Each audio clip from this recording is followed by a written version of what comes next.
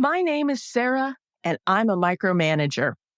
I think it's been about 2 months since I last seriously fell off the wagon, but you'd really have to ask my team, as I'm usually the last one to spot it. I'm joking a little bit here with the 12-step group riff, but it's in service of a bigger point. Every leader, perhaps every human, micromanages other people from time to time. We can and should learn to control that impulse. But if any leader has figured out how to stop micromanaging once and for all, I've never met him. And that got me thinking. Since I believe very few leaders wake up in the morning with the intention to micromanage, why do we do it? And could a better understanding of those reasons help us micromanage less? Let's find out today.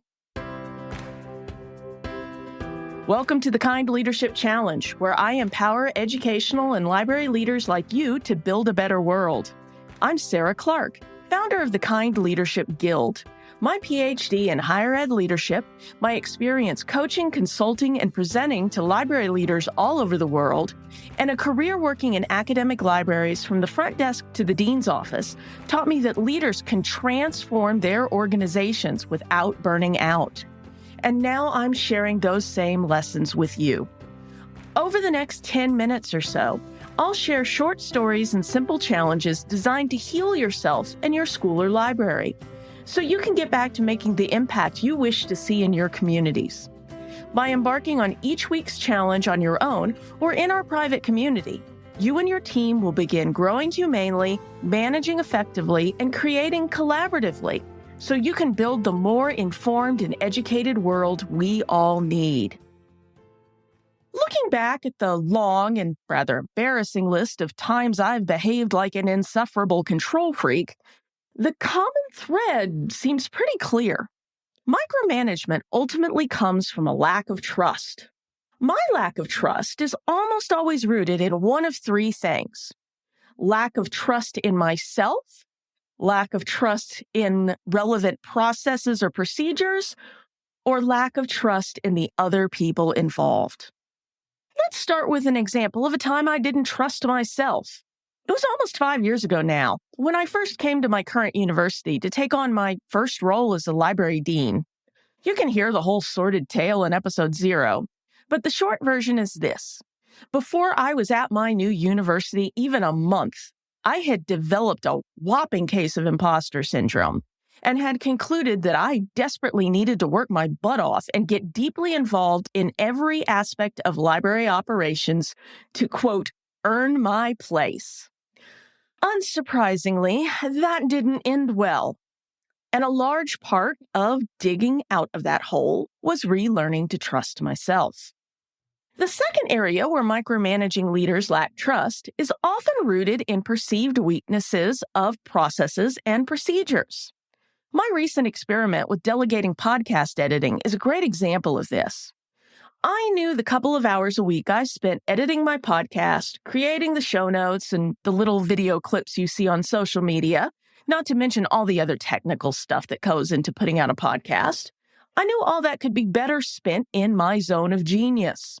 But I wanted to make sure that the structure and flow of my typical episode was well constructed and easy to follow before I handed things off to my new editors.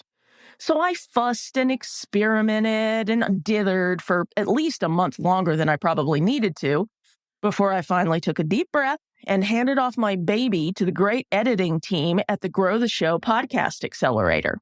My editors promptly informed me that my processes and systems were better designed than the vast majority of the shows they work with. And yet, they've added their own touches and expertise and made this show so much better than I ever could have. So since I know you're listening, thank you, Max, Ahmet, Sonia, and Will. And if I'm ever micromanaging y'all, please let me know. Which leads me to a third example of micromanagement, where the underlying problem was a lack of trust in other people. As I mentioned back in episode 12, as one of my hobbies, I co-host a podcast about the monkeys. Early on, I became the head moderator on the podcast's Facebook group. It was a tight-knit, silly group of superfans in those early days, but although we did lay down and enforce a few ground rules, the place pretty much ran itself.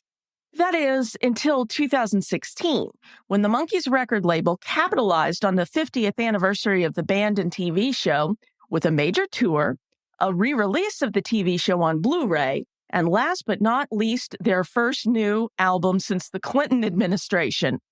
And with the new activity came an onslaught of new podcast listeners and new group members.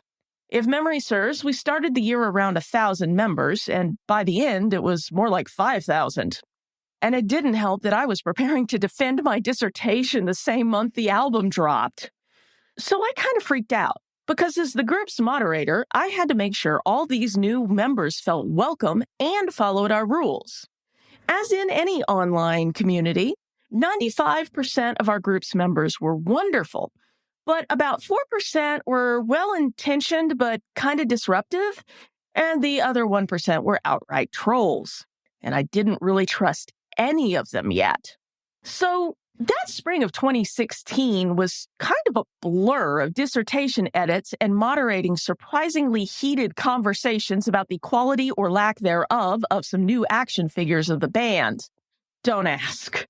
But at some point, shortly after I defended the dissertation and the Monkees had their first top 20 album release since the Johnson administration, I collapsed.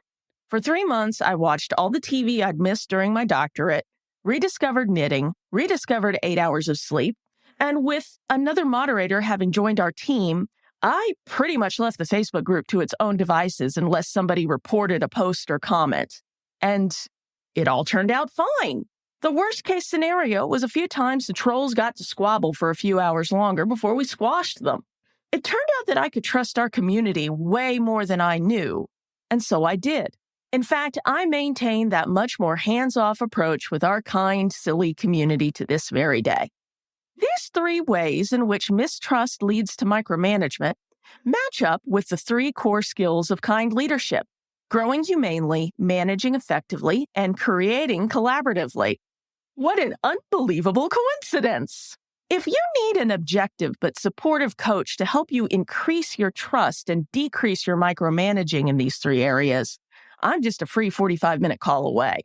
We can talk about your challenge, brainstorm some possible solutions, and you can learn more about whether ongoing coaching would help you more effectively and humanely and collaboratively make the impact you wish to see. But first, I want you to try this week's challenge. In each of these 3 cases, my lack of trust was signaled with nervousness, that queasy feeling in the pit of my tummy or tightness in my chest that something was just not quite enough. If you're feeling that twinge, it's time to get curious about it. Ask yourself some questions. First off, what are you feeling physically? Describe it in detail. Once you've got that done, then do you feel like that indicates some emotions need to be processed?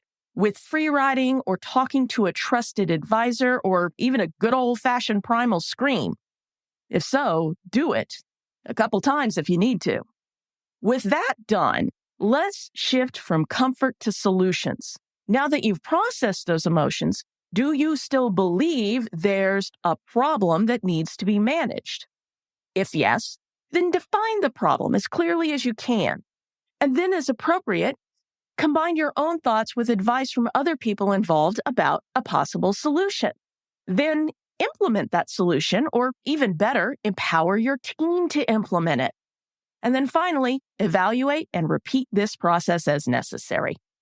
I'll go into these steps in more detail in this week's emails for those who receive them.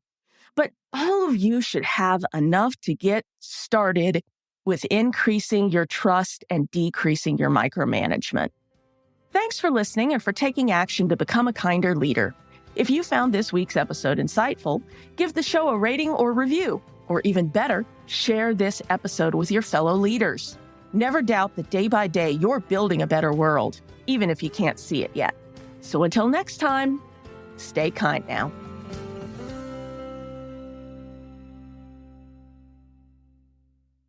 Oh, one last thing. If you're ready to take on this week's challenge but not sure how to start, head over to kindleadershipchallenge.com/next to download the Next Steps checklist.